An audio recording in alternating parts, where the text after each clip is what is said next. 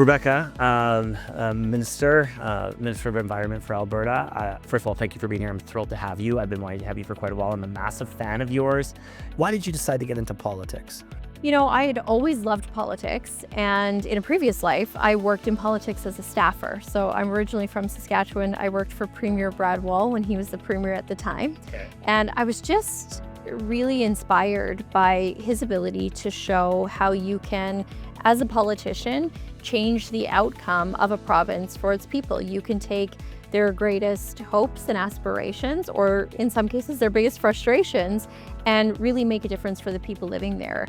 I always wanted to live in Alberta, and so I had been living in Alberta for a few years and saw the devastating impacts of anti-industry, anti-economy policies on this amazing province, and was really compelled to run because of that. There's not a lot of separation between Indigenous communities and oil and gas. So they're interconnected. They're involved in these symbiotic relationships. And when you're here and you see a lot of the environmental reclamation and you see how hard we work, why is it important to protect that, but also encourage industries so the economy, you can have schools, and there's money for programs, there's economic activity. How do you manage both worlds? Yeah, you're exactly right. And especially in a province like Alberta, where our economy is so dependent on natural resources, and so many people make their livelihoods in the resource-based industries, whether that be energy or agriculture, you name it.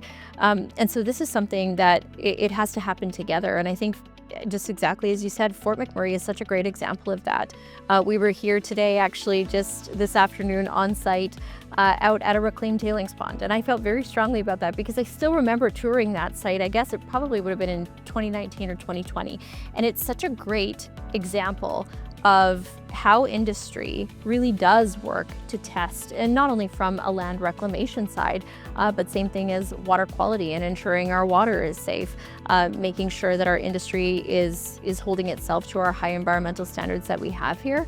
It benefits our reputation as a responsible energy producer of choice, but it's also the right thing to do for the people who live in and around the community, including First Nations and Métis people, who I know also benefit from jobs and the economy, but also want to make sure that, just as we do, that we are stewarding our environment for generations to come. How does it make you feel as the environment minister, the provincial environment minister, when you have the former environment minister just attacking all of the good work we do here in Alberta and trying to limit us from growth, trying to stop us from expanding, to put a time limit on our community and our industry?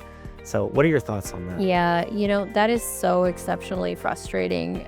Being in this role for the last couple of years, one of my biggest frustrations is the federal government's lack of understanding about what actually happens here.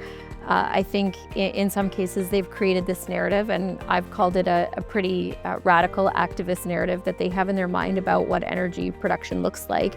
And that's really not the case. I think you're exactly right. It's been so frustrating to have governments and environment ministers at the federal level just not wanting to hear that other side of the story. And so I do think we have a responsibility to share that message, especially with, the federal government's new legislation that bans industry from talking about some of those successes. I see that as something that we can also help with, is partnering with communities and telling that story and showing what is really happening out there in industry. Being that the microscope and the magnifying glass and everything is on us all the time, how do we, to your point, take that message about all the good things that we're doing in Alberta, considering we literally carry the economy of this entire country? How do we get the message so they help us succeed? Yeah, I would say our Premier has been very clear that, while the industry was under attack by that greenwashing bill, we will happily tell the story of our industry. It really is, I think, a detriment to the great work our industry is doing. And now we have a federal government who says, we're going to be Canada's going to be an energy superpower. Canada can't be an energy superpower without the oil sands. No. Absolutely. It is driving the economy of Alberta, of Canada, provides jobs, not only directly in this area, but right across Canada in a variety of sectors. And so I do think we have an opportunity here to share that message. I know I certainly do. I take that message every time I meet with the environment ministers. Most recently, we were in Northwest Territories. We were talking a lot about water. And I'm quite proud of the work being done in this region, especially with the oil sands monitoring program. We have some of the most extensive monitoring in any industry right here in this area, making sure that we understand the impacts of development and that we're able to mitigate any of those impacts quickly, efficiently, and work with industry and community to do that. And so we have a really great story to tell, and we definitely, as a government, take the opportunity to do that any chance we get. Now, we've talked about Fort McMurray, talked about the oil sands. What are some environmental concerns that you'd like to address all around Alberta? Yeah, some of my, the biggest files that I'm working on right now do involve water. So this fall, we're going to be opening up the Water Act, which hasn't been opened up in 25 years. We've seen a few very dry years. So we had some drought and water conservation, making sure that we have enough water, both for the people who are choosing to call Alberta home, to protect our ecosystems, but also to support industry growth and municipal growth.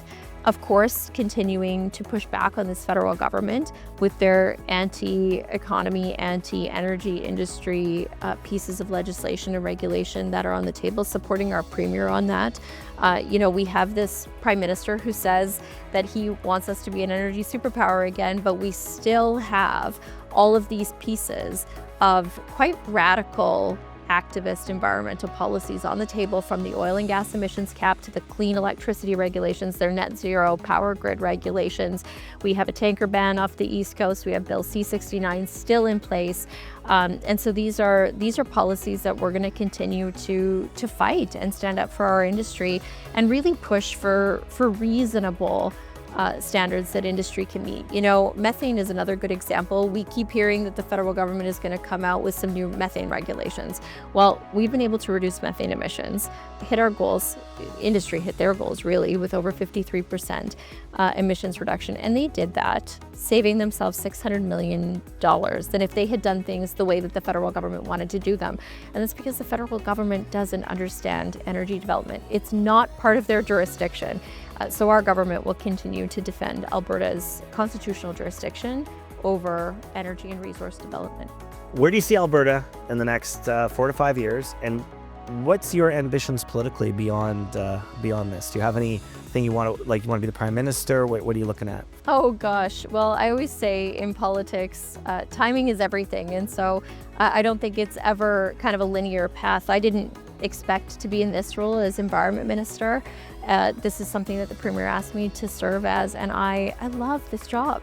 I love that it is so exceptionally complicated, and oftentimes you are working to put together almost a puzzle, right? You have all of these pieces that need to fit into place just right. And I would say that they are complicated policies that impact the future of our province, both from an environmental perspective, but also an economic perspective and an investment perspective. And so that's one of the things I love most. So I always say it's hard to tell, but I really enjoy public service, and it's been something that's been rewarding, challenging, but quite frankly, the honor of a lifetime.